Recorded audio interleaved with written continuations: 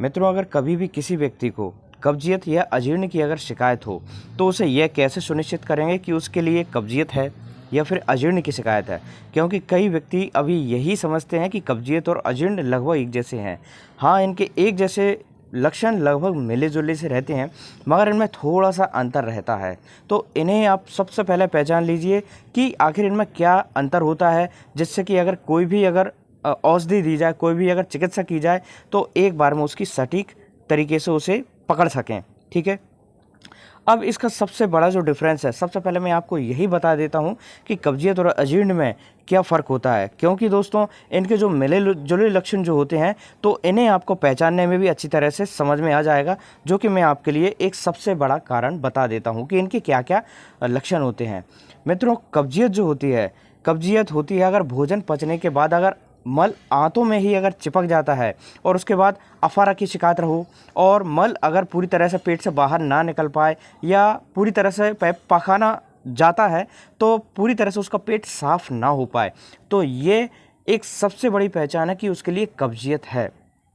अब इसमें अजीर्ण की जो शिकायत रहती है वह रहती है दोस्तों कि अगर खाना खाया हुआ है और उसके बाद अगर उसका हो सकता है भोजन किसी भी कारणों से पच नहीं पा रहा, जैसे कि उसके लिए हो सकता है खट्टे डकारे आने चालू हो गए या फिर उसके लिए गैस बनना शिकायत हो गई। क्योंकि गैस बनना तो दोस्तों कब्जियत में भी एक मुख्य लक्षण होता है, मगर यह अजीर्ण में भी लगभग मिला जुला सा रहता है। अब उसके लिए अजीर्ण में उसके लिए हो सकता है भूख न लगे या उल्टियों जैसा मन हो या पेट में जलन या सीने में जलन या फिर उसके लिए खाना खाने की इच्छा ना हो, तो यह अजीर्ण में भी होता है।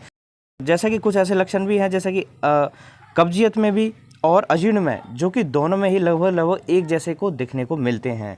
जैसे कि उसके लिए भूख न लगेगी, गैस बनेगी या पेट में थोड़ा बहुत दर्द होगा या उल्टियाँ जैसी घबराहट जैसा महसूस होगा। तो ये लगभग मिले जुले से लक्षण रहते हैं।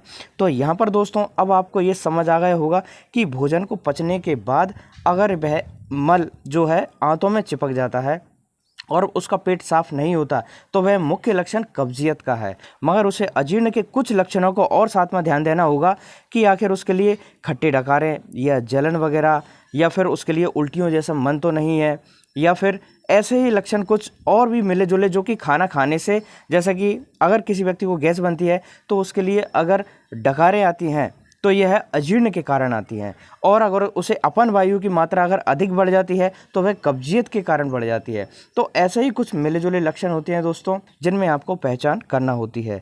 तो अब आप इन अंतरों को ज़रा ध्यान में रखकर ये समझ सकते हैं कि किसी व्यक्ति को अगर अजीर्ण है तो उसके क्या मुख्य लक्षण हैं। क्योंकि इनमें थोड़ा सा अंतर आपको खुद ध्यान देना होगा कि उसे खाना खाने से संबंधित या उसे आमाशय से संबंधित अगर कोई लक्षण उत्पन्न हुआ है तो वह किस रोग का है, और उसका अगर जैसा कि खाना पचने के बाद के अगर उसके कुछ और लक्षण उभर रहे हैं तो वह किस रोग के हैं। तो इनको आपको कुछ पहचानना होगा। तो आशा करते हैं कि आपको अजीर्ण और कब्जियत में कुछ फ़र्क महसूस हो ही गया होगा कि आखिर इनमें क्या अंतर है। तो मित्रों, वीडियो से अगर कुछ नया जानने को मिला हो तो प्लीज़ वीडियो को लाइक ज़रूर करें और चैनल सब्सक्राइब जरूर करें। तो अंत तक वीडियो देखने के लिए धन्यवाद दोस्तों। जय हिंद, जय भारत।